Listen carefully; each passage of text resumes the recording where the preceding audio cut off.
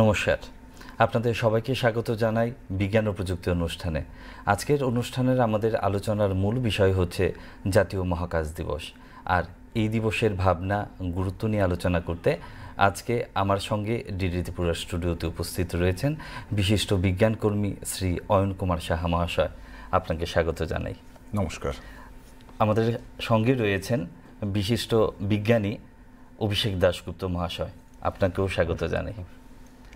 আজকের আলোচনা যেহেতু জাতীয় মহাকাশ দিবসকে কেন্দ্র করে, তাই প্রথমেই আমরা অয়নবাবুর কাছ থেকে জানতে চাইছি, আমাদের যে আমরা 23শে আগস্ট জাতীয় মহাকাশ দিবস আমরা উদযাপন করি বা করব বা আগামীতেও করব, কেন কেন এই দিবসটি? আমার মনে হয় এখনও সবার মনে সেই স্মৃতি খুব তরতাজা অবস্থায় রয়েছে। গত বছর 23শে আগস্ট চন্দ্রযান-3 চাঁদের দক্ষিণ মেরুতে নেমেছিল এবং প্রথমবার সারা পৃথিবীতে আমরা স্পেস রেসে অনেকটা পরে শুরু করেছি, কিন্তু কেউ দক্ষিণ মেরুতে পা রাখেনি। ভারত প্রথম রেখেছে এবং পৃথিবীর যতগুলো দেশ মহাকাশ অভিযান করে তার মধ্যে ভারত ছিল চতুর্থ। এই যে বিরাট সাফল্য, তার পরপরই আমাদের মাননীয় প্রধানমন্ত্রী ঘোষণা করেছিলেন যে যেখানে চন্দ্রযান-3 নেমেছে চাঁদের দক্ষিণ মেরুর কাছাকাছি, সেই জায়গাটার নাম হবে শিবশক্তি পয়েন্ট। এবং এই যে 23শে আগস্ট একটা স্মরণীয় দিন, এই দিনটি হবে ভারতের মহাকাশ দিবস। তো সেই ঘোষণার পর এই বছর আমরা প্রথম ভারতের জাতীয় মহাকাশ দিবস পালন করতে যাচ্ছি। আচ্ছা, তাহলে সেটা তো আমাদের সত্যি অর্থে বিশাল একটা গর্বের বিষয়। অভিষেকবাবু, এই যে দিবস আমরা সেলিব্রেট করছি, এই দিবসের মূল ভাবনাটা কি এই বছরের? এই বছরের যে থিম ন্যাশনাল স্পেস ডের, সেটা হচ্ছে গিয়ে touching lives wild touching moon and Indian Saga. যেটা অয়নবাবু একটু আগেই বললেন যে চতুর্থ দেশ যে চাঁদে পৃষ্ঠে কোনো যান পাঠাতে সফল হয়েছে, এবং সাদার্ন পোল, যেটা খুব ইম্পর্ট্যান্ট, সাদার্ন পোল আনএক্সপ্লোর্ড ছিল। অন্যান্য যেই দেশগুলো, আগের 3খানা দেশ সাদার্ন পোলে কেউই নামায়নি। এই যে সাফল্যটা, সেই সাফল্যটাকেই সেলিব্রেট করা উদ্দেশ্যে touching lives wild touching moon. আচ্ছা, মানে সেই ভাবনাটাকেই সামনে নিয়ে আমাদের হ্যাঁ। আচ্ছা অয়নবাবু, এই যে আমরা ভাবনাটিকে আমরা কেন্দ্র করে আমরা উদযাপন করছি, এর কি কোনো বিশেষ কোনো উদ্দেশ্য রয়েছে? আমরা যদি একটু ভেবে দেখি এই থিমটাকে, তাহলে এখানে আসলে খুব ক্লিয়ারলি দুটো জিনিস বলা হয়েছে, এবং যেটা আসলে ভারতের যে মহাকাশ গবেষণা, তার যে দুটো আলাদা দিকে সমানতালে বয়ে যাওয়া, সেই দুটোকে দেখায়। একটা হচ্ছে টাচিং লাইভস, যদি আমরা বলি, অর্থাৎ তার যে সোসাইটাল অ্যাপ্লিকেশন, মহাকাশের যে সামাজিক যে ব্যবহার, সেটা যদি আমরা দেখি যে মানুষের জীবনে কি করে মহাকাশ প্রযুক্তিকে কাজে লাগানো যায়, সেইটা একটা পার্ট। আরেকটা হচ্ছে বৈজ্ঞানিক গবেষণা এবং এক্সপ্লোরেশন বা অভিযান। চিরকাল মহাকাশ মানুষকে মানে করেছে, উৎসাহ দিয়েছে, মানুষ আগ্রহ বোধ করেছে, জানার চেষ্টা করেছে। এই যে মানুষের জানার আগ্রহ, এইটাকে পূরণ করার জন্য ভারতীয় মহাকাশ বিজ্ঞানীরা নানান অভিযান, নানান কাজকর্ম করে যাচ্ছেন। আবার অন্যদিকে মানুষকে সাহায্য করার জন্য, যেমন ধরুন ডিজাস্টার ওয়ার্নিং, একটা ঘূর্ণিঝড় হবে তার আগে থেকে অগ্রিম ওয়ার্নিং দেওয়া, তারপর ধরুন আবহাওয়ার পূর্বাভাস, তারপর ধরুন লোকেশন বেসড যে সার্ভিসগুলো আজকাল আমাদের মোবাইল থেকে আমরা পাই, কোথায় আছি, সামনে ট্রাফিক কত, কোন রাস্তায় গেলে তাড়াতাড়ি যাব, এগুলো করা। এবং অভিষেকবাবু যে বিষয়ে মানে গবেষণা করেন, কাজ করেন, রিমোট সেন্সিং, এটা খুব গুরুত্বপূর্ণ আমাদের মহাকাশ গবেষণার পার্ট। যে কোথাও ফসল কতটা হলো, কি হলো, এগুলো উনি বিস্তারিত বলবেন, সেই কাজগুলো করছে। তাহলে এই ছোট্ট একটা লাইনে আমাদের মহাকাশে ভারতের গৌরব গাথা সাগা আমরা বর্ণনা করছি প্রথম মহাকাশ দিবসে। দুটো দিককে আমরা তুলে ধরছি, একটা হচ্ছে ভারতের মহাকাশ অভিযান, বিজ্ঞান গবেষণা, আরেকটা হচ্ছে পাশাপাশি মানুষকে আমরা কি করে এই প্রযুক্তির সাহায্যে সাহায্য করে যাচ্ছি। আচ্ছা, আপনি মানুষের বৈজ্ঞানিক অভিযানের কথা বললেন, মহাকাশ অভিযানের কথা বললেন। আমরা যদি শুরুর কথা যদি ধরে নিই, ভারতীয় মহাকাশ গবেষণা, কিভাবে সেটা তৈরি হলো বা কোথা থেকে সেই চিন্তা ভাবনাটা এলো, তার যে একটা ঐতিহাসিক একটা গুরুত্ব রয়েছে সেই সম্পর্কে অভিষেকবাবু কিছুটা বলুন। মহাকাশ গবেষণার ভারতের যে ফাদার ডক্টর বিক্রম সারাভাই, উনার হাত ধরে কিন্তু ভারতবর্ষের মহাকাশ গবেষণায় শুরু হওয়া। ইনকোস্পার বলে একটা সংস্থা ছিল, সেই ইনকোস্পারের জন্ম 1962 সনে। এরপরে গ্র্যাজুয়ালি আস্তে আস্তে 1969 সনে ইসরোর জন্ম। পুরোটাই was the dream child of doctor Vikram Sarabhai, যিনি ইন্ডিয়ান স্পেস রিসার্চ এবং আজকের দিনে যে ইসরোর এত সাফল্য, তার থিঙ্ক প্রসেস, তার থিঙ্ক ট্যাঙ্ক, তার পেছনের ভাবনা সব কিছু ডক্টর বিক্রম সারাভাইয়ের জন্যই আজকে এতটা এগিয়ে যাওয়া। তো এবং গ্র্যাজুয়ালি আপনার 60-এর দশক 70-এর দশকে যখন লঞ্চ ভেহিকেল ইন্ডিয়া তৈরি করতে পারেনি, সেই সময় ওটা গবেষণা স্টেজে ছিল। এরপরে গ্র্যাজুয়ালি যখন 70-এর দশকে আসলো, 70-এর দশকে আর্যভট্ট ফার্স্ট ইন্ডিয়ান স্যাটেলাইট তৈরি করলো, যেটা সোভিয়েত উৎক্ষেপণ থেকে পাঠানো হয়েছিল। এই করতে করতে যখন 90-এর দশকে আসলো, তখন ভারত এমন একটা জায়গায় গেল যেখানে নিজস্ব প্রযুক্তি ব্যবহার করে নিজস্ব স্যাটেলাইট তৈরি করা এবং নিজস্ব লঞ্চ ভেহিকেল তৈরি করার প্রসেস শুরু করলো। আচ্ছা, আমরা এই বিষয়টা সম্পর্কে জানবো, তবে তার আগে অয়নবাবু একটা জিনিস আমি জানতে চাইছিলাম, এই যে ইসরো গঠনের যে একটা রোমাঞ্চকর একটা কাহিনী রয়েছে, এই সম্পর্কে খানিকটা বলুন না। কিভাবে সেটা গঠিত হয়েছিল বা কোথায় হয়েছিল? আমরা জানি যে তার পেছনে একটা খুব রোমাঞ্চকর একটা কাহিনী রয়েছে। হ্যাঁ, রোমাঞ্চকর এবং খুব উৎসাহব্যঞ্জক একটা কাহিনী। যেমন ধরুন, সেই সময় টোকিওতে সামার অলিম্পিক্স হচ্ছিল। সেই সামার অলিম্পিক্স প্রথমবার সিনকম বলে একটা আমেরিকান স্যাটেলাইট প্রশান্ত মহাসাগরের ওপারে লাইভ টেলিকাস্ট করেছিল। এবং এই যে একটা ঘটনা, একজন ভিশনারি, একজন যখন মানে খুব বড় মাপের মানুষ হন, তিনি ছোট ছোট ঘটনা থেকে খুব দারুণ শিক্ষা নেন। এই একটা ঘটনা বিক্রম সারাভাইকে বুঝিয়ে দিয়েছিল যে মানুষের সামাজিক উন্নতির পেছনে মহাকাশ প্রযুক্তিকে কত রকমভাবে কাজে লাগানো যেতে পারে। এবং সেই সময় মানে মনে রাখতে হবে, মানে 57 সালে 1957-তে আমাদের মহাকাশ যুগ শুরু হয়েছে, স্পুটনিক গেল। তার আর যখন 1957, তখন আমরা মাত্র কত 10 বছর হলো স্বাধীন হয়েছি। এই রকম একটা অবস্থায় দাঁড়িয়ে 61, 62, 63 এই সময়টাতে আস্তে আস্তে করে আমরা মহাকাশ গবেষণা শুরু করে দিয়েছি। এবং তখন যখন আপনাকে মহাকাশ গবেষণা করতে গেলে একটা রকেট উৎক্ষেপণ করতে হবে, তার জন্য সবচেয়ে ভালো জায়গা হচ্ছে বিষুবরেখার পাশাপাশি কোনো অঞ্চল। সেইটা খুঁজে পেতে বের করা হলো থুম্বা বলে একটা জায়গা ত্রিবান্দ্রমে। এইবার থুম্বাতে গিয়ে দেখা গেল যে ওটা হচ্ছে আসলে একটা জেলেদের গ্রাম। আর স্থাপনার মধ্যে কি আছে, একটা চার্চ আছে, একটা স্কুল আছে, সেন্ট লুই হাই স্কুল বলে একটা স্কুল ছিল। সেখানে এখন একটা স্পেস মিউজিয়াম। তো সেই সেন্ট লুই হাই স্কুল এবং সেখানকার যে চার্চের বিশপ, তিনি খুব হেল্প করলেন। চার্চের একটা রুম ছেড়ে দেওয়া হলো, স্কুল ঘর ছেড়ে দেওয়া হলো, সেইখানে রকেট ফেব্রিকেশন হলো। সেই সাউন্ডিং রকেট, ছোট মাপের রকেট যেগুলো মানে অ্যাটমসফিয়ারিক রিসার্চের জন্য ব্যবহার করা হয়, সেগুলো তখন বিজ্ঞানীরা সাইকেলে করে, গরুর গাড়িতে করে তারা নিয়ে যেতেন। এবং আজকেও আমরা দেখি সেই স্পিরিটটা কোথাও না কোথাও এত বছর পরে আমরা ইসরোর বিজ্ঞানীদের মধ্যে দেখতে পাই। আজকে আমরা যখন বিভিন্ন বড় বড় চন্দ্রযান বলুন, মঙ্গলযান বলুন, যেটাই বলুন, সেগুলো বিদেশের যে একই রকমের মহাকাশ অভিযানের তুলনায় অর্ধেক বা কখনো তার চেয়েও কম খরচে ভারত করছে। মানে তার পেছনে কোথাও যেন মানে সেই আমি একটা চাকরি করছি এই জন্য আমাকে এটা করতে হবে এই ভাবনা নেই। কোথাও যেন একটা দেশপ্রেম, কোথাও যেন একটা দেশাত্মবোধ এবং দেশকে এগিয়ে নিয়ে যাওয়ার একটা ভাবনা থাকে। না তো কোনো লোক রকেট গরুর গাড়িতে করে চাপিয়ে তারপর নিজের সাইকেলে করে রকেটের হেডটা নিয়ে যাচ্ছে, এইসব ছবি দেখবেন আর্কাইভে আছে, করে তারা আজকের ইসরোকে দাঁড় করিয়েছে। আজকে ভারতে মানে একটা মহাকাশে এইরকম যে প্রত্যেকটা শক্তিশালী দেশ বিজ্ঞান প্রযুক্তিতে তারা ভারতের সাথে কাজ করতে চায়, তারা এগিয়ে আসছে। একসময় যারা উপহাস করত মানে পাশ্চাত্যের বিভিন্ন সংবাদ মাধ্যম, তারা এখন ভারতের প্রশংসায় পঞ্চমুখ। এই জায়গাটাতে আমরা এই শুধুমাত্র আমার মনে হয় শুধুমাত্র গবেষণা বা প্রথাগত একদম মানে আমরা যাকে বলি যে 10 to 5 ওয়ার্কস, 10টা 5টার অফিস করা, ওতে আসেনি। আপনি গবেষণার কথা বললেন, আমি একটু জুড়ে দিয়ে দিলাম যে মৌলিক গবেষণা, এই মহাকাশ যাত্রায় যে মৌলিক গবেষণা এবং ভারতীয় বিজ্ঞানীদের যে দেশীয় প্রযুক্তিতে তৈরি করা, এই বিষয়টিকে আপনি কিভাবে দেখছেন অভিষেক বাবু?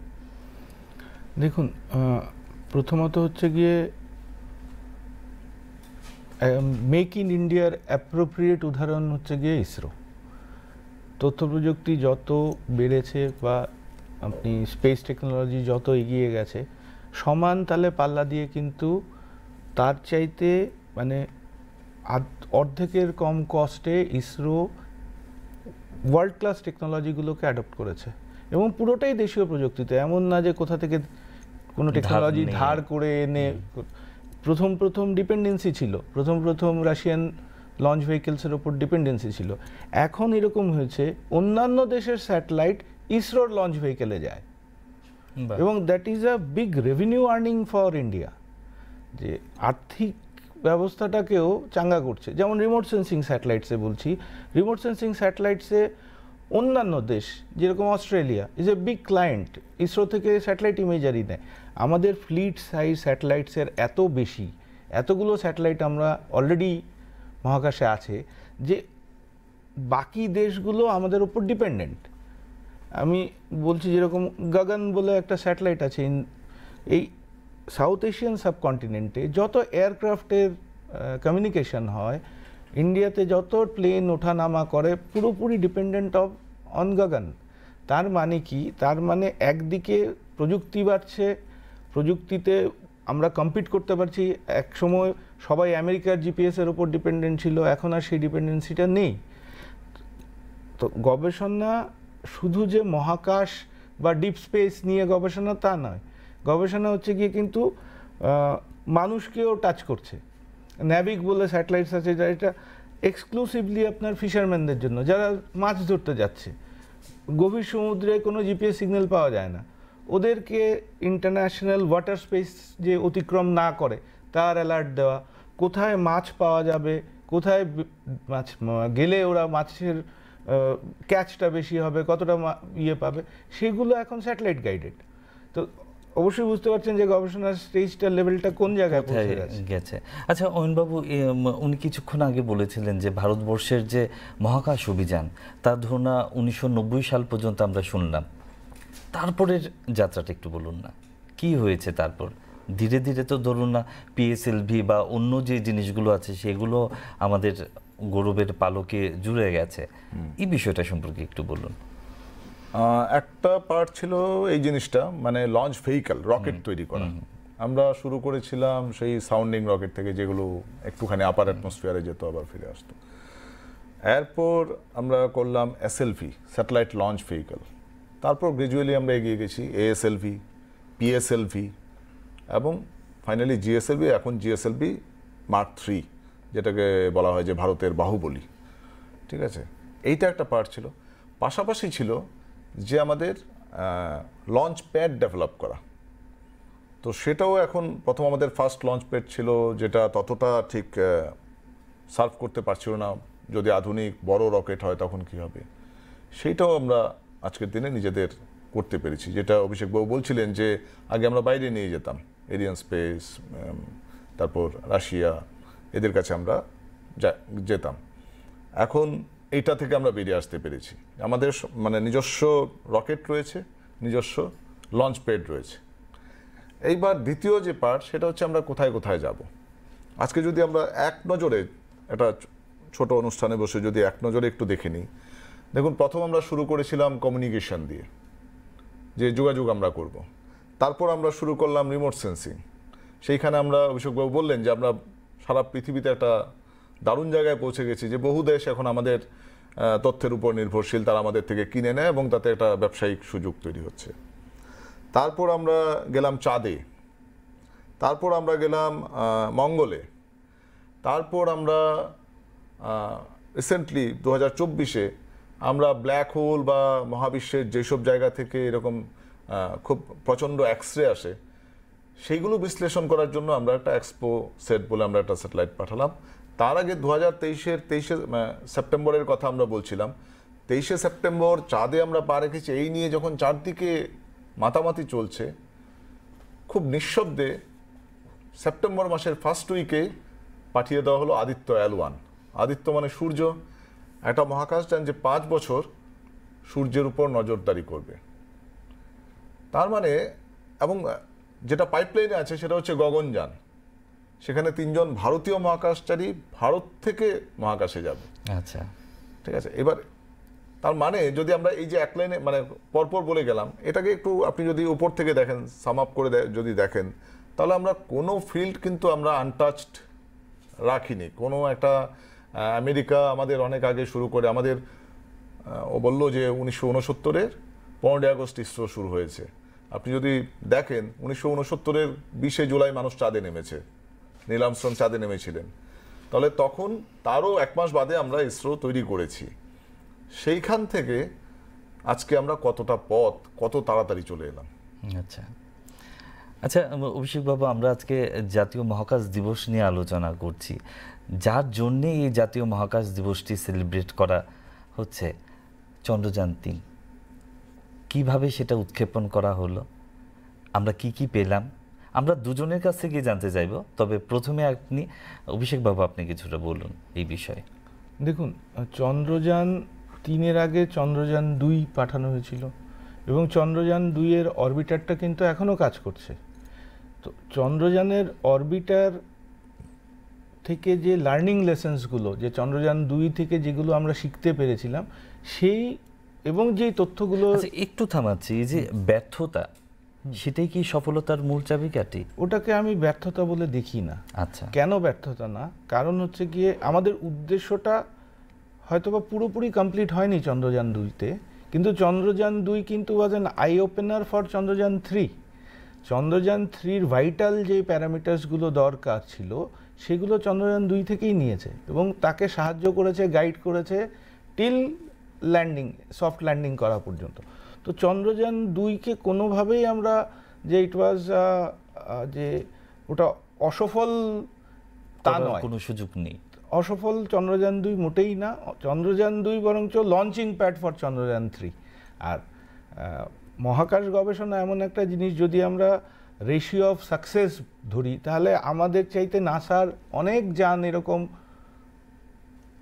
আপনার স্পেসে যাওয়ার আগেই ধ্বংস হয়ে গেছে। আমরা তো চন্দ্রযান-2-এ অ্যাটলিস্ট অরবিটারটাকে ওই জায়গায় পৌঁছে দিতে পেরেছি দেশীয় প্রযুক্তিতে, কারোর উপর ডিপেন্ড করে না। আচ্ছা, এটা হচ্ছে গিয়ে চন্দ্রযান-3 যখন গেছে, চন্দ্রযান-3-এর উদ্দেশ্য ছিল, চন্দ্রযান-3-এর ফার্স্ট রোভার গেছে, যে সফট ল্যান্ডিং করার পরে ল্যান্ডার থেকে আরেকটা রোভার বেরিয়ে এসছে যে চাঁদের মাটিতে গবেষণা করেছে। তার মানে কি, তার মধ্যে এরকম পেলোড ছিল যে চাঁদের মাটি নিয়ে গবেষণা করতে পারে, তাও সাদার্ন পোলে। উদ্দেশ্যটা কি ছিল? উদ্দেশ্যটা হচ্ছে কি জল আছে কিনা। আচ্ছা, ঠিক আছে। তো presence of water is very vital for life, ওইটাকে চিন্তা করেই কিন্তু এগিয়ে যাওয়া। আচ্ছা, এই যে অয়নবাবু, আমরা যখন দেখলাম চন্দ্রযান-3-এর কথা, আমরা যখন শুনলাম, দেখা গেল যেদিন থেকে উৎক্ষেপণ করা হলো এবং যেদিন তারা সেই কক্ষপথে অবতীর্ণ হলো বা চাঁদের পৃষ্ঠে যখন পৌঁছে গেল, এই সময়টার মধ্যে সবার মনের মধ্যে বা সবাই খুবই একদম টান টান উত্তেজনায় পড়েছিল। এই যে রোমাঞ্চকর যে একটা বিষয়, ইন্টারেস্টিং, কিউরিসিটি, এবং শুধু যে একটা বয়সের মধ্যে যে একটা আবদ্ধ ছিল তা না, কিন্তু ভারতবাসী হিসাবে গোটা বিশ্ববাসী কিন্তু সবাই ওই সময়টার মধ্যে ওই দিকটার দিকে তাকিয়েছিল। এই বিষয়টা একটু আপনি আমাদেরকে বলুন, কীরকম ছিল বা আপনার প্রতিক্রিয়া কী সেটা? মানে একটা, আমরা বিজ্ঞানের ভাষায় বলি অরবিট ম্যানুভার। আমাদের যে রকেট চাঁদে যান নিয়ে যায়, সেটা রাশিয়া বা আমেরিকার যে রকেট চাঁদে যান নিয়ে যায় তার চেয়ে অনেক অনেক কম শক্তিশালী। কিন্তু তার জন্য ভারতীয় বিজ্ঞানীরা একটা মেথড বের করেছেন, যাকে এখন পপুলারলি বলা হয় স্লিংশট মেথড। মানে আপনি ধরুন কোথাও একটা কিছু পাঠাবেন, সেটাকে আপনি ছুঁড়ে মারতে পারেন, অথবা আপনি একটা কোনো কিছুতে বেঁধে তাকে ঘোরাতে শুরু করলেন, তাতে আপনার শক্তি অনেক কম খরচ হলো। তারপর একটা ঠিকঠাক স্পিডে ঠিক ডিরেকশানে আপনি ছেড়ে দিলেন ওটাকে, সে হয়তো যেখানে পাঠাতে চাইছেন সেখানে বা তারও অনেক দূরে সেটা চলে যাবে অনেক কম শক্তিতে। এক্স্যাক্টলি এই যে থিওরি, এটাকেই কাজে লাগানো হয়েছে। তো এটা করতে গেলে কি হয়, বারবার কক্ষপথটাকে যানের পরিবর্তন করতে হয়, এবং প্রতিবারেই সঠিকভাবে যদি না করা যায় তাহলে কিন্তু যানটা আর যাবে না। তাহলে প্রত্যেকবার এরকম প্রিপ্ল্যান্ড শিডিউল থাকে, 7 দিন পর এটা, 2 দিন পর এটা, 1 মাস পর এটা, এইভাবে প্রত্যেকটা শিডিউলের আগেই কিন্তু একটা উৎকণ্ঠা ছিল যে এটা ঠিক হবে কিনা, কারণ আরও অনেকটা পথ যাওয়ার বাকি আছে। এবং ওরা হয়তো শক্তিশালী রকেট দিয়ে খুব সহজে কাজটা করে ফেলে। বৈজ্ঞানিক দৃষ্টিকোণ থেকে ভারতের কাজটা অনেক কঠিন, অনেক বেশি ক্যালকুলেশন, অনেক বেশি পারফেকশন তাতে দরকার হয়। তো এইটা একটা ছিল। এবং সবশেষে যেটা উৎকণ্ঠা ছিল, এবং সারা ভারতে বহু জায়গায় আপনি জানেন হয়তো যে ইউটিউবে এর চেয়ে বেশি দর্শক কোনো লাইভ ব্রডকাস্ট দেখেনি। সারা ভারতে একটা উৎকণ্ঠা ছিল, কেন? এক হচ্ছে যে আমরা আগের বারে পারিনি, আংশিক ব্যর্থ হয়েছে, একদম নামার কয়েক সেকেন্ড আগে তারপর যোগাযোগ বিচ্ছিন্ন হয়ে গেছে। এইটা একটা ব্যাপার ছিল যে হবে কিনা। এবং এইখানে আমি বলি বিজ্ঞানীরা কিন্তু প্রায় শতভাগ নিশ্চিন্ত ছিলেন যে এবার হবেই হবে। আমরা যদি একেবারে শেষের সময়টা দেখি, এইবার চন্দ্রযানের যে ল্যান্ডার, বিক্রম ল্যান্ডার, বিক্রম সারাভাই থেকে বিক্রম ল্যান্ডার, তাতে এআই ব্যবহার করা হয়েছে।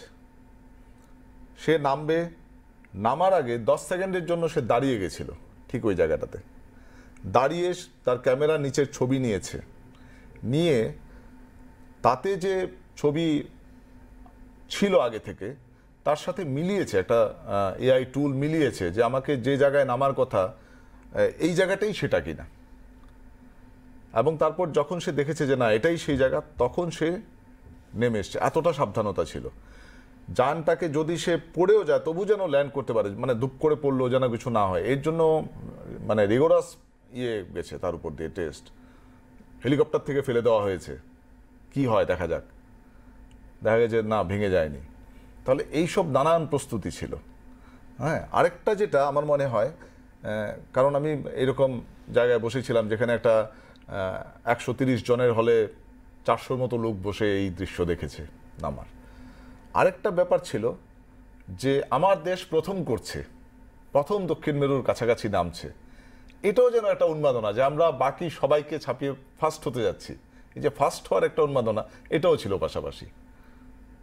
একদম সত্যি বাঁধনার উন্মাদনা ছিল সেই মুহূর্তটা, আমরা সবাই রিয়েলাইজ করেছি এবং সত্যিই আমরা প্রাউড ফিলও করি সেই বিষয়টার জন্য।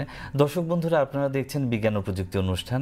আজকের আমাদের আলোচনার মূল বিষয় হচ্ছে আমরা জাতীয় মহাকাশ দিবসের মূল ভাবনা, আর এই দিবসের মূল ভাবনা গুরুত্ব নিয়ে আলোচনা করতে আমাদের সঙ্গে কিন্তু রয়েছেন দুজন বিশিষ্ট বিজ্ঞানকর্মী। আমরা দুজনের কাছ থেকে আমরা জানার চেষ্টা করব। আমরা আলোচনা করছিলাম চন্দ্রযান নিয়ে, চন্দ্রযান 3। এবার আমি সুভাষিস বাবুর কাছ থেকে যে জিনিসটা আমরা জানতে চাইছি সেটা হচ্ছে চন্দ্রযান 3 পাঠানো হলো, আমরাও বুঝতে পারলাম, বিজ্ঞানীরাও আমাদেরকে জানালেন যে সেটা কুমিরু প্রদেশে সেটা অবতীর্ণ হলো। এবার যে জিনিসটা জানতে চাইছি সেটা হচ্ছে আমরা কি কি জানতে পারলাম, বা ইসরো এই সম্পর্কে আমাদের কি কি জিনিস জানালো। এখন প্রথমত হচ্ছে গিয়ে যখন যানটা অবতরণ করলো, তারপর আমরা জানি তার ভেতর থেকে একটা রোভার প্রজ্ঞান বলে, যার মধ্যে সায়েন্টিফিক পেলোডস ছিল যেগুলো চাঁদের মাটি নিয়ে গবেষণা করার কথা, এবং সে তার কাজ, তার স্যাম্পল কালেকশন থেকে আরম্ভ করে সেগুলোকে কালেক্ট করে সেই যে তথ্য, যে তার অ্যানালিসিস, যেই ইনফরমেশন যা ছিল তা আবার আপনার পৃথিবীতে কমিউনিকেশন স্যাটেলাইট দিয়ে পাঠিয়ে দিয়েছে। এখন তার থেকে এক হচ্ছে গিয়ে চাঁদের ভূপৃষ্ঠের মধ্যে এতটুকু ইতিবাচক ইঙ্গিত পাওয়া গেছে যে জল থাকার সম্ভাবনা প্রবল, ঠিক আছে। 2 নম্বর হচ্ছে গিয়ে তার মিনারেল স্টাডিজ। এই যে র্যাট রেস এবং অল দ্য বড় বড় দেশগুলো কেন অন্যান্য গ্রহে গিয়ে তথ্য সংগ্রহ করছে, বেসিক জিনিসটা হচ্ছে গিয়ে ওখান থেকে রিসোর্স তৈরি করা, যে ওখানে রেডিও অ্যাক্টিভ রিসোর্স কী আছে, ওখানে জল আছে কি না, ওখানে ভবিষ্যতে মানুষের একটা অল্টারনেটিভ বাসস্থান তৈরি করা যাবে কিনা, সেসব উদ্দেশ্য। কিন্তু মূল উদ্দেশ্যটা হচ্ছে গিয়ে তার ন্যাচারাল রিসোর্স। দেখুন, পৃথিবীর ন্যাচারাল রিসোর্স অনেকটাই আমরা মানুষ ইউজ করতে করতে একটা দিন ফুরিয়ে যাবে। তখন যে এনার্জি রিসোর্সেস লাগবে, মানে প্রাইমারিলি রেডিও অ্যাক্টিভ রিসোর্স যেটা এনার্জি দেবে, সেই রিসোর্সটা কোত্থেকে পাওয়া যাবে? তার জন্যেই কিন্তু এই ইঁদুর দৌড়, যে সবাই কে আগে যাচ্ছে, কে আগে গিয়ে পৌঁছতে পারছে। তাহলে কি আমরা এক ধাপ এগিয়ে যাচ্ছি যে আমার কাছে ওই তথ্য আছে এবং আমরা ওখান থেকে ভবিষ্যতে এক্সপ্লোর করতে পারবো। তো সেরকম তথ্যই কিন্তু চন্দ্রযান-3 থেকে ইসরোর কাছে পাঠানো হয়েছে। আচ্ছা আচ্ছা, অয়নবাবু, আমার মাথার মধ্যে একটা জিনিস এলো, প্রশ্নটা, আমরা তো ধরুন না, আমরা জেন্ডার ইকুয়ালিটির কথা বলে থাকি, সব জায়গার মধ্যেই আমরা বলে থাকি, কিন্তু বাস্তবে যে তার একটা প্রয়োগ দেখা যায় তা কিন্তু আমরা দেখলাম। কীরকমভাবে, ধরুন আমরা মঙ্গলযানের কথাই ধরে নিই, কিংবা আমরা এই চন্দ্রযান-3-এর কথা ধরি, বা অন্যান্য যে ধরনের স্পেস মিশনসগুলো রয়েছে ভারতের ক্ষেত্রে, ভারতবর্ষের ক্ষেত্রে, তার মধ্যে দেখা যাচ্ছে কি যে মহিলা বিজ্ঞানী বা প্রকৌশলী যারা আছে তাদের সংখ্যাটা কিন্তু বিশাল, ইয়ুথদের সংখ্যা কিন্তু বিশাল। এই যে মহিলারা বা ইয়ুথরা তার মধ্যে অংশ নিচ্ছে, ভারতের মহাকাশের মানে অভিযানের যে বৈজয়ন্তী অভিযানের যে বিরাট একটা মাইল ফলক একটা তারা মানে উড়িয়ে যাচ্ছে, এই যে উড্ডয়ন, তাতে আপনার কি মনে হয় আমাদের আগামী ভবিষ্যতের জন্য, আমাদের আগামী ভারতবর্ষের জন্য এই মহিলা আর ইয়ুথদের কিভাবে সেই বিষয়গুলো অনুপ্রেরণা যোগাবে?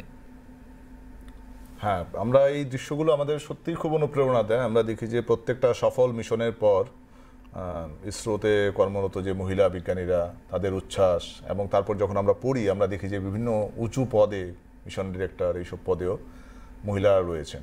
আমার মনে হয় একেবারে সাধারণ মানুষ বা আমাদের সমাজে যে এখনও কিছু কিছু মানুষ ভাবেন যে মেয়েদের দিয়ে, মহিলাদের দিয়ে এটা হবে না, ওটা হবে না, এটা ওরা পারবে না, অনেকাংশেই এই দৃশ্যগুলো, এই তথ্যগুলো মানে সমাজ থেকে এই ধারণাটা মুছে দিতে সাহায্য করছে।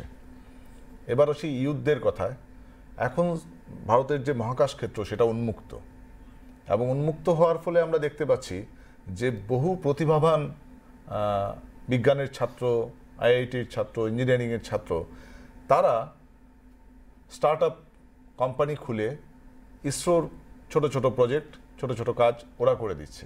এবং এইরকম প্রায় মানে ছোট বড় 80টি কোম্পানি ইতিমধ্যেই কাজ করছে ভারতে। তাহলে একটা কর্মসংস্থান সুযোগ হলো। নিজের প্রতিভা, যেটা আগে হয়তো ব্রেইন ড্রেইন আমরা যেটাকে বলতাম, যে বিদেশে চলে গেল, এখানে কি করব, আমি মহাকাশ নিয়ে আমার আগ্রহ, আমি এখানে করবোটা কি, এখন আর সেই জায়গা নেই।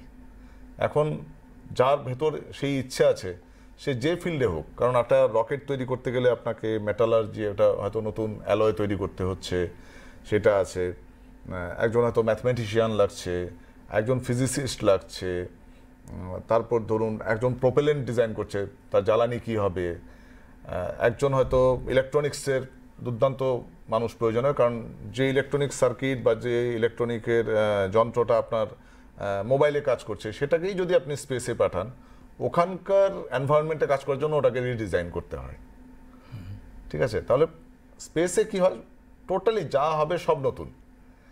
তাহলে অনেক অনেক অনেক বিভিন্ন ক্ষেত্রের ছাত্রছাত্রীদের গবেষণার, কাজের এবং তাদের যে পেশন, বহু ছেলে মেয়ে আমরা পাই যারা বলে যে আমার মহাকাশ নিয়ে পড়াশোনা করতে হয়, কি করে ইসরোতে একটা চাকরি পাওয়া যাবে, কি পড়লে পাওয়া যাবে, এই যে ব্যাপারগুলো, এখন তার একটা সহজ সরল উত্তর হয়ে গেছে যে বিজ্ঞানের যে কোনো শাখা নিয়ে পড়ো, যদি তুমি সেখানে তোমার প্রতিভা থাকে, তুমি যদি দেখাতে পারো, then there is a job for you in ISRO. মানে ক্যারিয়ার হিসেবেও সেটা ইয়ুথরা লুফে নিতে পারে একদম, এবং লুফে নিচ্ছে বহু, আমাদের ত্রিপুরার বহু মানুষ এখন ইসরোতে কাজ করে, এত ছোট স্টেট থেকে। তাহলে বুঝুন যে সারা ভারত থেকে কত ছেলে মেয়ে ইসরোতে কাজ করছে। আচ্ছা আচ্ছা, অভিষেক বাবু, আমরা কেরিয়ার সম্পর্কেও জানলাম, ইয়ুথরা কিভাবে তার সঙ্গে অ্যাটাচমেন্ট হয়ে যাচ্ছে। এবারে যে জিনিসটা জানতে চাইছি সেটা হচ্ছে আমাদের আগামীর পরিকল্পনা। আমাদের বলতে আমরা ইসরোর কথা আমরা জানতে চাইছি, ইসরো আগামীতে কি কি ভাবছে এই মহাকাশ অভিযানগুলো নিয়ে? দেখুন, অয়নবাবু অলরেডি বলেছেন যে গগনযান লঞ্চ করার পরিকল্পনা চলছে, কিছু টেস্ট অলরেডি ইসরো করে নিয়েছে। পরিকল্পনা হচ্ছে গিয়ে প্রথমে আনম্যান্ড পাঠাবে, যেখানে মানুষ যাবে না, বাট রি-এন্ট্রি করে আবার 3 জন মহাকাশচারীকে ওখানে পাঠানো এবং একটা সার্টেন টাইম ওখানে থাকা, সেরকম পরিকল্পনা ইসরোর আছে। এবং ওইটা গগনযান যখন সাকসেসফুল হয়ে যাবে, যেটা আমি বলছিলাম আপনাকে, যে ইন্টারন্যাশনাল স্পেস স্টেশন যেরকমভাবে তৈরি করা, ওখানে বিভিন্ন দেশ কন্ট্রিবিউট করেছে, ইসরোর পরিকল্পনা হচ্ছে কি নিজস্ব একটা স্পেস স্টেশন তৈরি করা, যেটা ইসরো এক্সক্লুসিভলি ভারতবর্ষের জন্য করবে, ওদের সাথে কোলাবোরেট করে না। তো ওই রকম দিকে এগিয়ে যাচ্ছে গবেষণাটা। আর সঙ্গে কি আছে, এখন মাইক্রো স্যাটেলাইটস চলে এসছে, যে বলছিল যেটা, যে বাচ্চারা কিন্তু ইসরোতে কন্ট্রিবিউট করছে। ছোট ছোট স্কুলের বাচ্চার স্যাটেলাইট গেছে, ও হয়তো বা কোনো একটা কম্পোনেন্ট ডিজাইন করেছে, একটা বড় স্যাটেলাইটের কোনো একটা কম্পোনেন্ট একটা স্কুলের স্টুডেন্ট করেছে। ইসরোর একটা প্রোগ্রাম আছে ইউভিকা বলে, যেখানে এই ছোট ছোট বাচ্চাদের টু ইগনাইট দেয়ার মাইন্ড, যে স্পেস রিসার্চে বা স্যাটেলাইট কমিউনিকেশনে, ওগুলোকে ওরা এনকারেজ করে।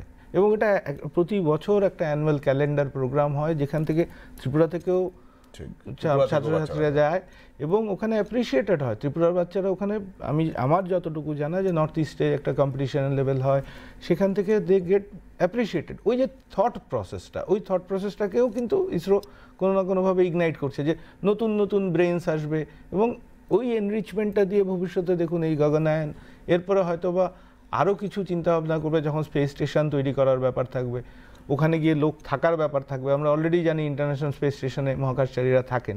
সিমিলারলি ভারতবর্ষ থেকে তখন মহাকাশচারীরা গিয়ে ইসরো স্পেস স্টেশনে থাকবে। তো ওইরকম পরিকল্পনা নিয়েই এগোচ্ছে। আচ্ছা, এবং মানুষ পাঠানোর জন্য কিন্তু ইতিমধ্যে 4 জনকে সিলেক্ট করা হয়ে গেছে, তাদের ট্রেনিং চলছে, তারা সবাই ইন্ডিয়ান এয়ারফোর্স থেকে এসেছে। মানে সেটা কি আপনি গগনযানের কথাই বলছেন? গগনযানের কথা বলছি। আচ্ছা, এই যে ধরুন, আমি সেই বিষয়টাই আপনি একদম মানে সুনির্দিষ্টভাবে আপনার কাছ থেকে জানতে চাইছি, যে 1984 সাল রাকেশ শর্মা যখন মহাকাশে পাড়ি দিলেন, তার থেকে আরও কয়েক দশক পরে আবার আমরা প্রস্তুতি নিচ্ছি, নিজস্ব প্রযুক্তিতে আমরা মহাকাশে যাব। কি কি পরিবর্তন আসতে চলেছে বা কি কি পরিবর্তন আমরা দেখতে পাবো যাওয়ার ক্ষেত্রে, ওখানে স্টে করার জন্যে, বা তার উদ্দেশ্যটা কি, খানিকটা যদি সংক্ষিপ্তভাবে আপনি একটু বলুন, কি কি জিনিস রয়েছে নিত্য নতুন? কারণ আমরা এই জিনিসটাও জানি যে, এই যে বললেন না, মানুষ যাওয়ার আগে একটা রোবটকে পাঠানো হবে, তাই তো?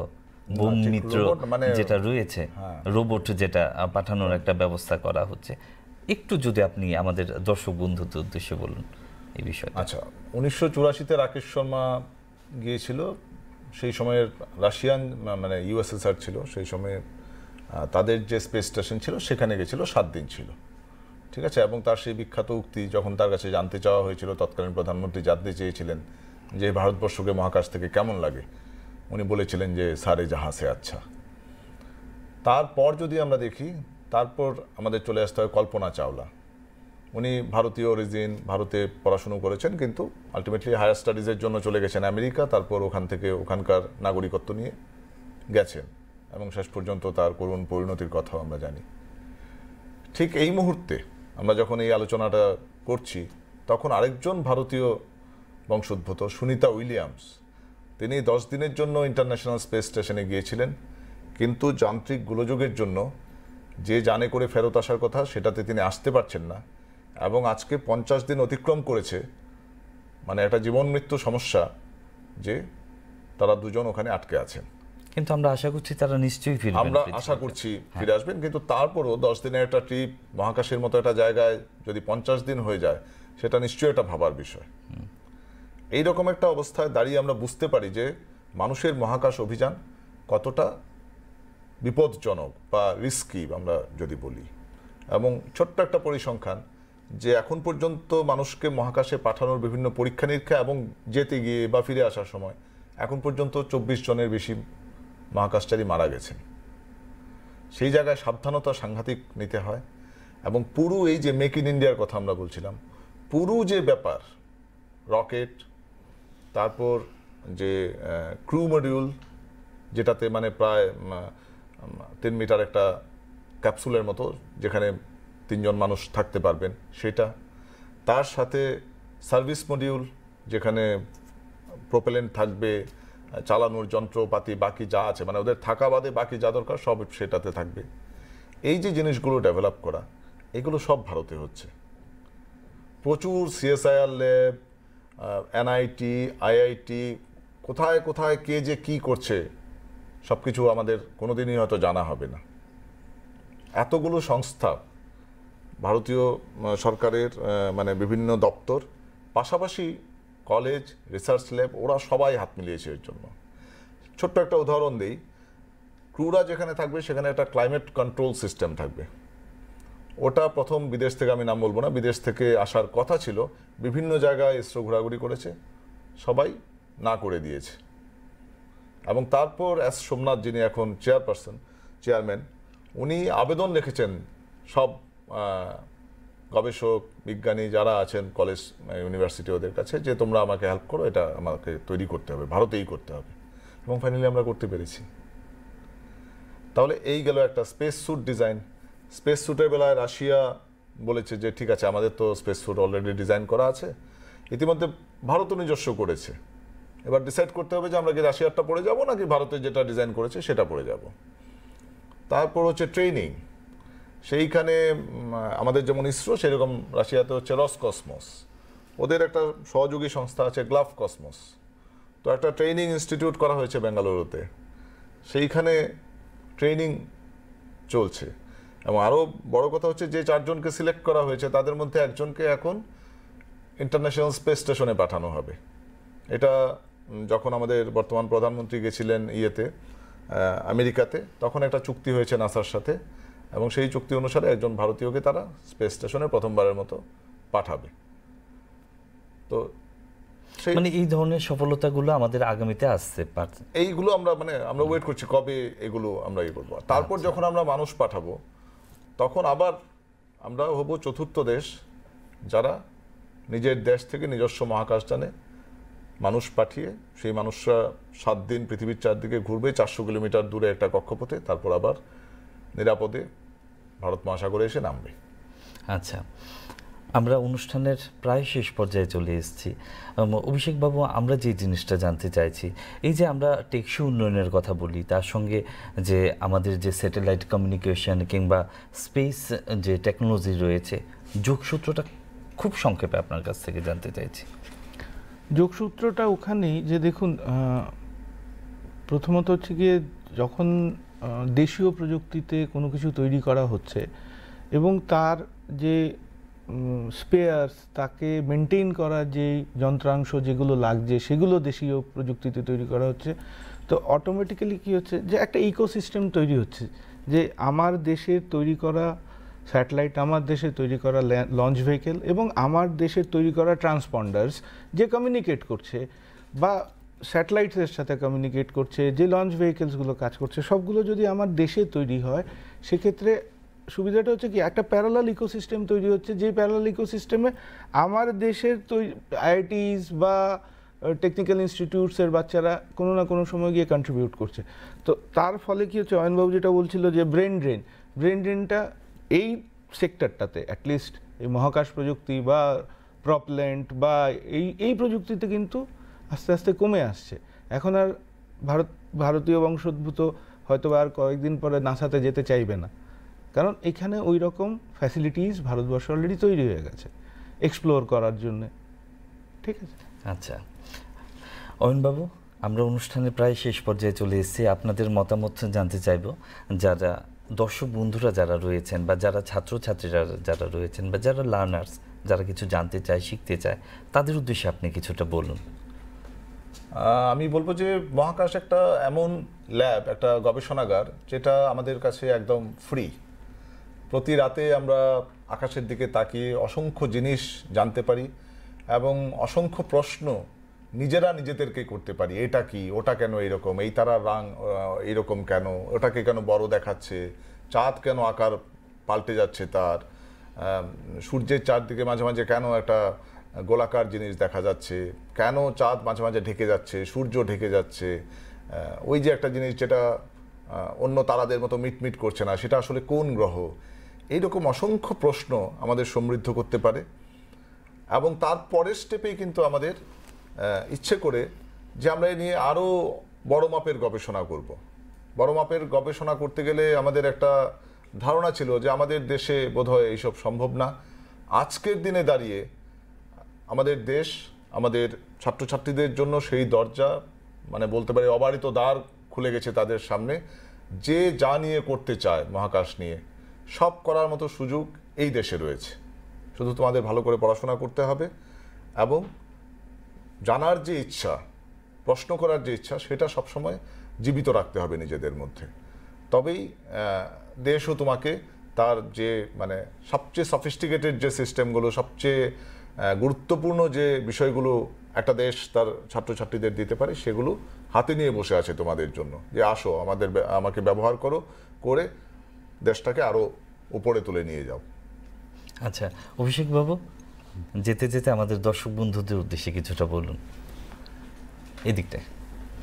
বলবার এতটুকুই আছে যে আমাদেরকে ইসরো যতটা অবদান করছে, ভবিষ্যতেও অবদান করবে, তাতে আমাদের যে ভবিষ্যৎ প্রজন্ম, এদের ইনভলভমেন্টস আরও বেশি হওয়া চাই।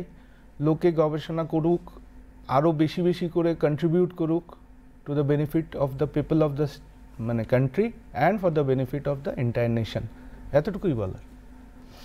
আসলে মুদ্রা কথা হচ্ছে আমরা দেশকে ভালোবাসবো, নিজেকে ভালোবাসবো, সমাজকে ভালোবাসবো, সমাজের উন্নতির জন্য, সমাজের সুস্থতার জন্য আমরা নিজেকে নিয়োজিত করব।